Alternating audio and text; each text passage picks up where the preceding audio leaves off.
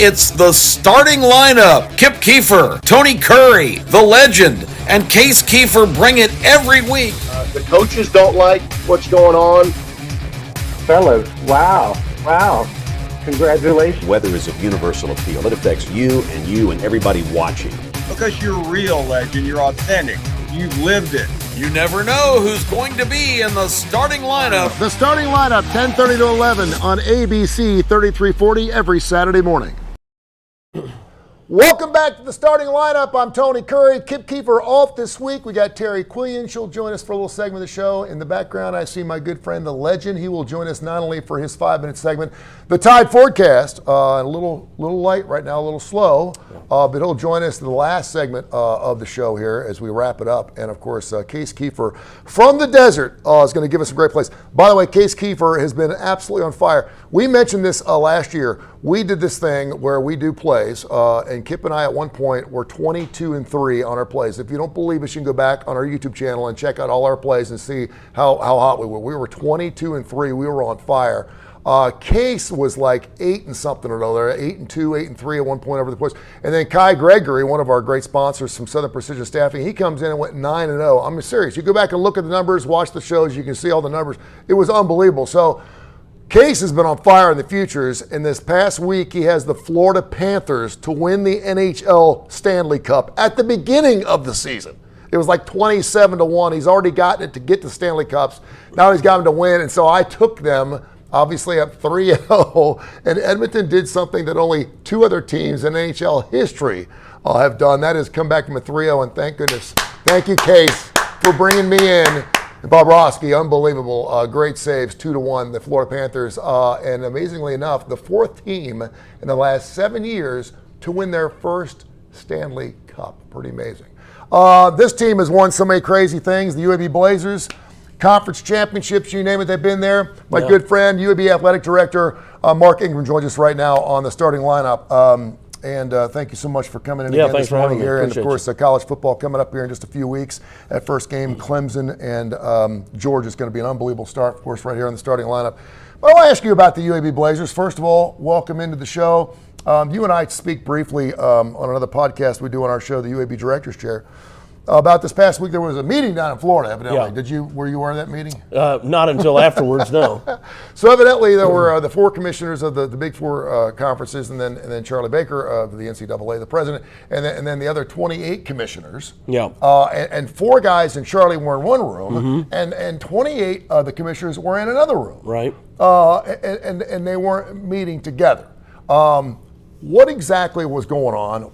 And why are we talking about this? And why is it so important that this gets out? I don't see any information. I'm so grateful that I have you in my life because I can learn about this stuff firsthand. We're pulling back the curtain on this crap because there's a lot of stuff going on in college football and college sports that people don't know about right now. And it will trickle down. But what exactly was happening there? Well, I have to assume that this is part of the House settlement discussion and how that's going to be dealt with. The 4 conferences being what we now think of as the Autonomy 4, that's the Big 10, the Southeastern Conference, the ACC, and the Big 12. And it is now called the Autonomy 4, right? Yeah, and it has been for years. Fans in media used to call it the Power 5, which the rest of us called the Autonomy 5, but the public name for that is Power 5, now Power 4, because the Pac-12 dissolved, right? They were part of that group, so they've dissolved. So I just have to assume, I don't know what they were talking about, but I think anytime that you don't include everybody, it creates mystery. I think it creates tension. I think it begs the question, what you're asking. What are you talking about? Why can't we be a part of that? Why aren't we included? We're certainly being included in the settlement payback, but so why aren't we in that discussion? It's concerning. So they're basically going in, we kind of kid about what they're talking about. They're going in and deciding what's best for the sport and for all of sports in college, and then they're coming out and they're telling you how it is. This is how it is, and here's what you're going to pay. Wait, what? We weren't named in the lawsuit. What do you mean? And so give me an example of something that perhaps the Autonomy 4 and Charlie would say, listen, we're gonna say this is what we need to do, whether it's collectives, whether it's NIL, whether it's transfer portals, whatever, and then they come to you and say, listen, here's what we've decided we're gonna do. If you want to be part of this, you can. If you don't, then this is going to happen. Can you give me an example? Yeah, so call it, I think it was 10 or 12 years ago, we had what was called autonomy legislation introduced. That was when this invisible line in the sand was drawn that created that distinction of Power 5, Group of 5. Now, in doing that, that group of conference commissioners and ADs would get together. They would not allow the rest of us to go to those meetings. They would meet. They would come up with new rules, new legislation, and then they would make it public. Yeah. Then the other commissioners, we were in Conference USA, they would come to us and say, this is new autonomy legislation. Do we want to opt into this or not? Do we want to do this or not? So an example might be unlimited meals and snacks, or it might be in recruiting. It used to be that when if you were a recruit, we'd bring you in and we could also pay for mom and dad to travel, and that was it. Yeah. Well, then it became, now you can bring everybody, whoever you want to bring.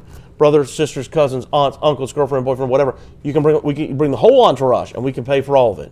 We don't have to, but we can. Yeah. So autonomy legislation, things like that, where they go, hey, we're going to opt in for that, and we're all going to do it. And if the Group of 5 wants to do it, they can do it or don't do it. We don't care. Yeah. So what I didn't realize, Mark Ingram here, the UAB athletic director, joins us here in the starting lineup. Kip Keefer off this week. He'll be back next week. What I didn't realize was, I was like, okay, where's this money going to come from? When you're talking about paying players, and now that we can say it's pay for play, you can now create funds. The universities can now pay the players. They don't have to. They can go through collectives, but there doesn't have to be that. Hey, listen, you got to do this, a name, a likeness, image, and thing to make money. We can pay you directly $20,000 to be our right guard.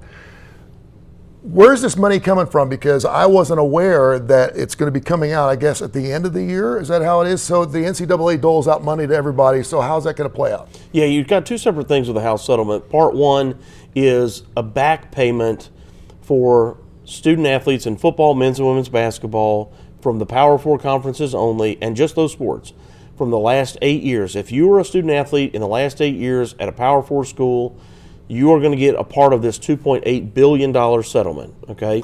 That's part one. Part two is moving forward a year from now that we can, well, as I understand it, that the Power 4 are agreeing to pay 22% of their revenues from ticket sales, multimedia rights, and their television package. 22% of that number that they currently use to operate their athletic department will be required to be paid to student athletes. Now, which student athletes and how much they all get, don't know that yet. 22%, wow. But that it be capped at $20 million. So if $20 million or 22%, whatever's the larger number. Yeah. So then what will happen is the autonomy conferences, all the other conferences, the 28 others, will have the option to participate in that or not. That's the way it stands now. The details of this settlement, I'm told, won't come out until the first quarter of the calendar year 2025. So you're looking at January to March before we really know all of this, what the detail in all of this is. Do you believe that because of this, you're going to start seeing some D1 football programs go under? I think you'll have to see. There will be departments, be forced to eliminate a lot of things, whether it's sports or staff or programs they currently offer and pay for. Most of us will pay for all of our tutors. If you needed a tutor in English, we pay for that tutor. Well, some people might say, we're going to have to cut that out because that costs us $50,000 a year, and that'll chip away at our settlement number or something. I mean, you can't just automatically say you're going to increase all your expenses without new revenues. So something's got to give. The legend coming up here in a few minutes. Also, Case Keefer and Terry Quillian. We got some plays from the desert. Something you brought up. We got a couple minutes left. I want to get into some basketball, believe it or not. You brought this up about a year and a half ago that you would love to see expansion of the current field from 67, 68 or whatever, and basically double that. And that appears to be on the horizon. I know you had something to do with that. Can you tell us where we're at with that? I don't. My plan is that we double the field. That's not going to happen. And I never thought that it would. Will we go to 90 something? But if you say it's got to be 128, maybe you get to 96. You're right. And so that's my hope. I don't know if it'll go to 96. But in doing that, my only fear is nobody wants to see the 11th place team from an autonomy conference. That what they want to see is the third place team out of the American or the second or third place team out of Conference USA or the Sun Belt. Those are really really good basketball teams, highly competitive teams that have had a good year. They probably won 20 or more games, and they deserve an opportunity to go play. These are those bubble teams that we need to include. I mean, what's the harm in it? Of all the sports, NFL, NHL, MLB, you name it, by far the least percentage, the least amount of teams make it in, because you're talking about 350 something. Yeah, it's like 360 basketball only teams. 60 teams get in. Yeah, 68. You're talking the NBA and NHL, more than half the teams get in. You get teams with losing records get in. So it's pretty amazing stuff. So I think anytime you can have more teams, obviously in a playoff scenario, it's going to keep the recognition. Isn't that what makes it fun, right? Like absolutely. You love watching, this year here locally, watching Samford came super close to beating Kansas in the first round. We play San Diego State tooth and nail right down to the wire. These are great basketball games. That's what makes that tournament so great. Something we're definitely going to be watching and listening for, too, is a brand new show that you and I are putting on. We got the studio, we got the players, Andy Kennedy, Trent Dilfer. Don't know what the name of the show is going to be. We'll have that for you next week. But it's kicking off in August, and it's going to be, we call it a podcast. I call it a show. It's bigger than a podcast. It's a show, man. This is real. It's going to be fantastic. And we got microphones and everything. It's going to be wide open. We're going to talk about, obviously, UAB sports. We're going to talk about college sports in general. We got chairs to sit in. Classic rock. Yeah. We got chairs to sit in. We got a desk. It's going to be unbelievable. We're going to look like we know what we're doing. It's going to be fantastic. So that show is going to be kicking off in August. But until then, keep it together, my friend. Thank you so much for coming in. Yeah. Mark Ingram, ladies and gentlemen. There he is. Coming up here in a few minutes, the Legend is going to be taking it over, giving us 5 minutes of fantastic insight in the Tide forecast. And I do want to mention, I'm at this baseball game down at Rickwood Field last Thursday, and I hear this sound, and it was like Pavlov dog, and it was the sound of Eli Gold's voice. And it was like 100 yards away, and he was speaking to someone. He had just gotten off the bus. He was at that baseball game, and I heard it. It was so good to see Eli. So I told Eli I'd give him a big shout out here on the starting lineup, and maybe Legend can do that as well. We'll be back in a second. The Birmingham Racecourse Casino turns dreams into reality. Like Roger M., who just won over $51,000. And Rebecca, celebrating a life-changing jackpot of $160,000. You could be the next to dance the Icky Shuffle with a big win. Woo! I'm a winner! I'm a winner! Woo! I'm a winner! I'm a winner! Woo! And you can be a winner too! Don't miss your chance to be our next big winner at the Birmingham Racecourse Casino. Each year, significant funding from entertainment dollars generated at the Birmingham Racecourse Casino and distributed by the Birmingham Racing Commission provides significant revenue to some of our community's most vital resources. And one of those exemplary institutions is historic Miles College, a true foundational pillar of academic opportunities and excellence. Recognized as among America's most outstanding HBCU institutions, Miles College, an annual statutory recipient of funding from the Racing Commission, utilizes those proceeds to assist in providing invaluable education and resources in a variety of fields of study. Birmingham Racecourse Casino, paying off for Alabama. One of the great things about owning your own radio station is you get to do whatever the hell you want. And I'm doing that on TKR, Tony Kurre Radio. It's about 4 years in. We've got a ton of great classic rock and roll. It runs 24 hours a day. You know that I love classic rock. And of course, you know I did sports for 20 years too. So we've got 13 or 14 different shows, including Students of the Game, Mission Minded. Damon Johnson is the lead guitarist for Leonard Skinner. He has a show. Billy F. Gibbons from ZZ Top is on the show. We're going to do a show with Legend. I got 2 shows with Keefer called Need to Know, and one Keefer and Kurre, which is one of my favorite shows to do because I'm on it. It's 2 guys in their 50s talking about whatever we want. It's fantastic. Check out our podcast, Tony Kurre Radio Podcast. Just Google Tony Kurre Radio Podcast. We're available on every major indice, or better yet, go to our YouTube channel, Tony Kurre Radio YouTube channel. You can not only check out this show, but check out all of our podcast shows. It is fantastic. I mentioned that he does have a show. Anytime he's welcome to come on TKR, I'll bring it on. He is the man. He is the myth. He is the one and only Legend. You hear him on the Paul Feinbaum Radio Network every single day of the week, even on weekends. Here he is, the Legend. Oh, welcome to the Legend Cave. I am the Legend from the Paul Feinbaum Show, 4-time Paul Fein National Champion, Caller of the Year, and member of the great starting lineup right here every Saturday with Tony Kurre and the great Keefer. We will be here all the way through the football season, ladies and gentlemen, bringing you picks, just talking about Alabama and how much we love them. And this week is question and answered by the legend. First question up is from Miss Louise. She wants to know, what did I think about the Eli Gold situation? Well, let me tell you, Miss Louise, I have never been embarrassed by the University of Alabama in all my years of watching them, but I was embarrassed by this. Eli Gold is a legend, a legendary voice, and I was shocked and dismayed that they had let him go like they did. But make no doubt about it, in my mind, Eli Gold is absolutely the greatest sports announcer in the history of college football. We love him. He sits right there with the Bear. He sits right there with Nick Saban. He sits right there with the legend, baby. He sits with the greats. Eli Gold is absolutely a legend, and we miss him. We miss him. Nothing against the new announcers. We love them. But we miss Eli, and we'll always miss him. Next question comes from Terry. He wants to know one player on the Alabama roster this year that will have an impact that nobody is talking about. Let me tell you about a wide receiver named Emmanuel Henderson Jr. E-Man. They call him E-Man. They tell me that he's about to bust on the scene. This Alabama receiving corps is going to be deep and dangerous. You got Bernard coming from Washington. You got Law back. You got Petrus back. And you got Emmanuel Henderson Jr., baby. Not to mention Ryan Hollywood Williams. Hollywood! Oh, that's going to be a deep wide receiver corps that's going to explode on the scene. Next question is by Billy. Billy wants to know about the Alabama recruiting and how Coach DeBoer is doing.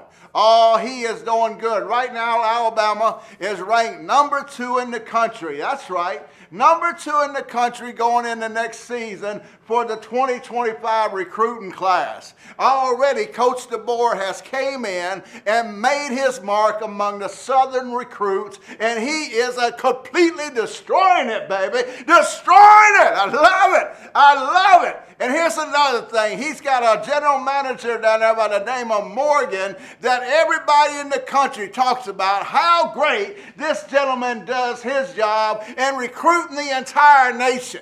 Yes, we lost Nick Saban, but make no doubt about it. Kevin DeBoer has only lost 12 games in 14 years of coaching. He's at the greatest school ever that recruits itself with an outstanding staff. He is going to do great, and they're doing great right now. Next question comes from Tom. Tom wants to know what will be the impact of Mark Sears on the Alabama basketball team this coming season. It's going to be great. Mark Sears back, Latrell Whiteside Jr. back, Grant Nelson back, 3 5-star players coming in. You got Chris Underwood that's transferring in. Another guy's coming in. This is going to be, and Holloway from Auburn, Aiden Holloway, he's coming in. This is Alabama's most deep and talented team in years. And you add Mark Sears, the 3 best players in the SEC last year, Reed Shepard in the NBA, Dalton Connect in the NBA, Mark Sears back at Alabama, baby. It's going down big, going down big. Shout out to all of Walker County. Shout out to everybody that watches every Saturday. We're going to do it big this coming year. We're going to have guests, former players, current players, baby. We're going to have Feinbaum callers, Feinbaum himself. We're going to do it big this coming year. Get ready right here on the starting lineup. Remember, it's just a game. Don't be like the legend. Plum Sports Insight. Now there's been legal legislation basically for betting pretty much in the entire country with the exception of here. I think we're one of only 4 states in the United States that have some type of lottery or something. We're just not ready for it. But 38 other states, you can go gamble, you can do whatever you want, bet on games and stuff.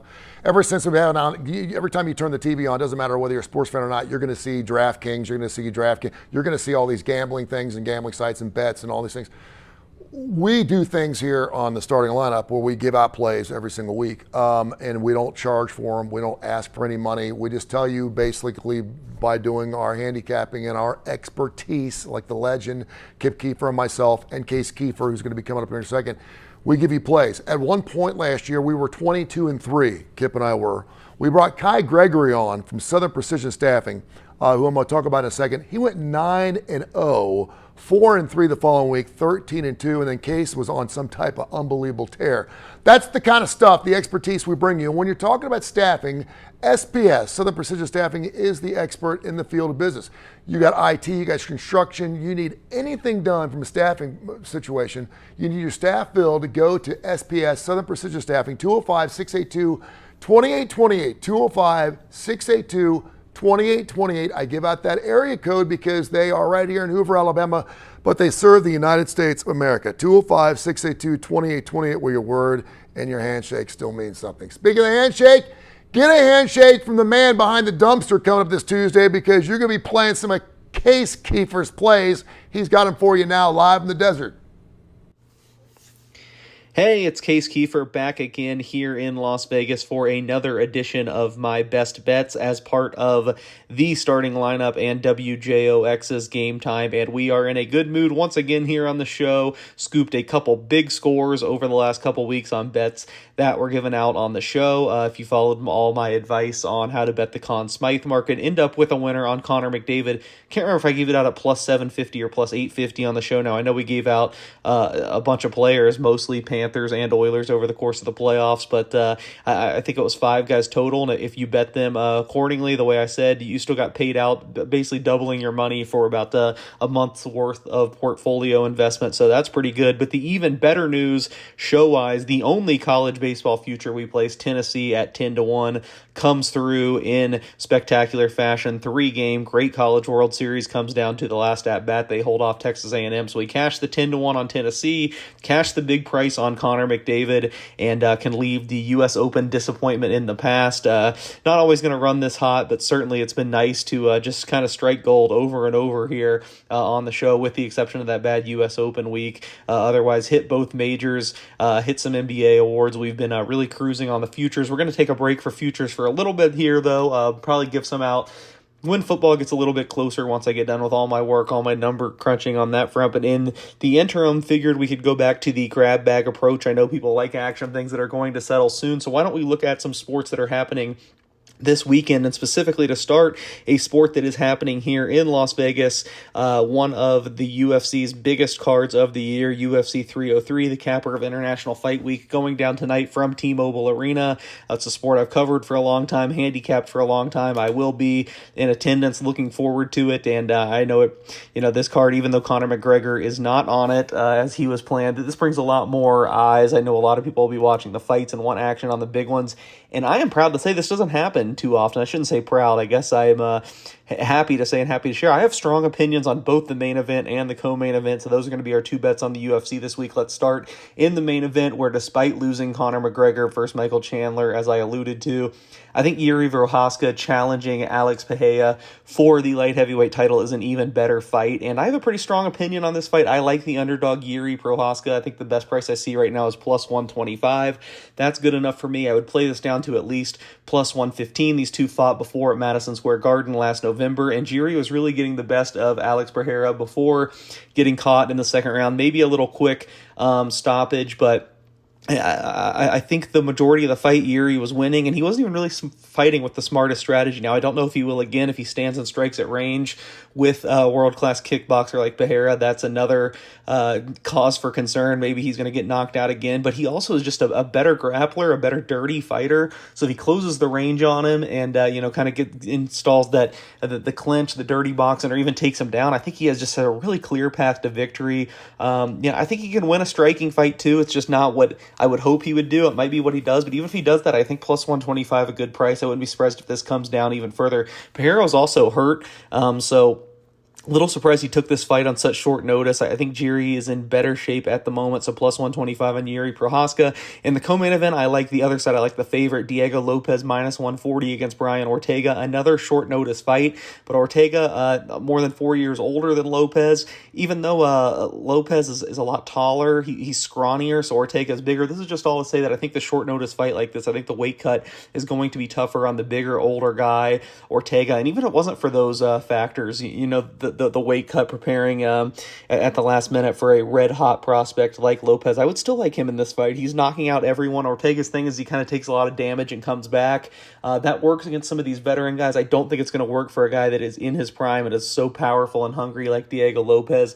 I think minus 140 way too low here. I would have this closer to minus 200. Maybe it closes there, but we'll see Diego Lopez minus 140. And quickly, wanted to get some action in on Sunday. It's been a while since we've talked about NASCAR on the show. I think I'm 0-2 all time on NASCAR on the show, unfortunately. I think I'm 2-0 all time on UFC, so we'll see if we can flip that this week. But 2 outrights for the race in Nashville. I think the cream is kind of rising to the top with as far as we are in the next gen car, and I just think the fastest team by far right now, Joe Gibbs Racing, and they have dominated these types of tracks. Denny Hamlin won at Dover earlier this year, plus 650 on him. I know that you're not probably getting rich unless you're betting a lot on these short prices, but I like Denny Hamlin at plus 650 and his teammate Martin Truex Jr. at 10-1. I think they should probably be the 2 favorites here, right along Kyle Larson. So I'll take a shot on those 2 Joe Gibbs drivers. Hope you enjoy those UFC and NASCAR plays. Thanks for listening. I'll be back with more bets next week.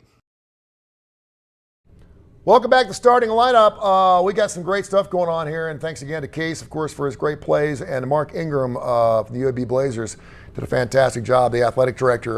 We got the legend right here. He's going to be taking us out in just a second. I did want to mention, coming up next Saturday, though, we have a best of show. Some people go, how can you have a best of show when there's nothing good on the show? Wait, trust me, it's a great show, man. I'm telling you. How can you have a best of show people haven't? No, Paul Feinbaum's going to be on the show. Tim Brando's going to be on the show. And James Spann, who's working upstairs right now, came down to spend about 10 or 15 minutes with us a couple weeks ago. 3 killer interviews. We'll have that on the best of show going on next Saturday. You're every single week. You're live. It is the legend. You incite more response on this show than anything else. I used to be the one where people were like, oh, I watch because I never know what he's going to say. Someone said to me the other day, how does Legend talk out as much as he possibly does? How does he possibly make this crap up as he goes? Would you share with us a little bit where your stuff comes into your brain? How often do you actually think about what you're going to say first? Is there a method to your madness? Well, I wake up every morning, Tony, drink a large cup of coffee, look at a picture of Tony Kurre on the wall for 30 minutes, then my brain starts going crazy, and bam, it comes out, Tony, just like that, brother. That sounds like me in the bathroom. That's what it sounds and he wonders why I'm like him. No, you certainly, when I say incite, I mean that in the most positive way. Oh, I thought that was the Auburn helmet. Incitation is a good thing. So I did want to mention real quick, EA Sports has just come out with their top 25. They're doing the top 25 offenses, everything as they get their game together. They came out with the hardest places to play, tough schedules. And I think Brian Denny was number 3. Number 1 was A&M, Kyle Field. Would you agree that Kyle Field is the hardest place to play in college football? I used to have respect for EA Sports, but now it's clear somebody down there is a drunk putting out this kind of information. Nobody fears Texas A&M. I fear Georgia, Tennessee, Auburn a lot more than going to Texas A&M. Tennessee was 13th. Clemson was 12th. Yeah, I was a little surprised. Auburn, I think, was like 16th, which Auburn's 16th at everything. You know what I'm saying? Yeah. Preseason polls, Auburn's always Forever. 16th. Any type of poll, Auburn's always somewhere between that 15 and 20 number. Even my coach is ranked all time, number 16. Appreciate you, man. Thank you so much. The legend, along with Terry Quillian, and, of course, Case Keefer with all the great plays in the desert. Kip will be back 2 weeks from this Saturday because coming up this next week, we'll have our best of show right here on ABC 3340. For everybody, Monty, Daryl, Ashlyn, and everybody, we thank you so much for watching the Starting Lineup.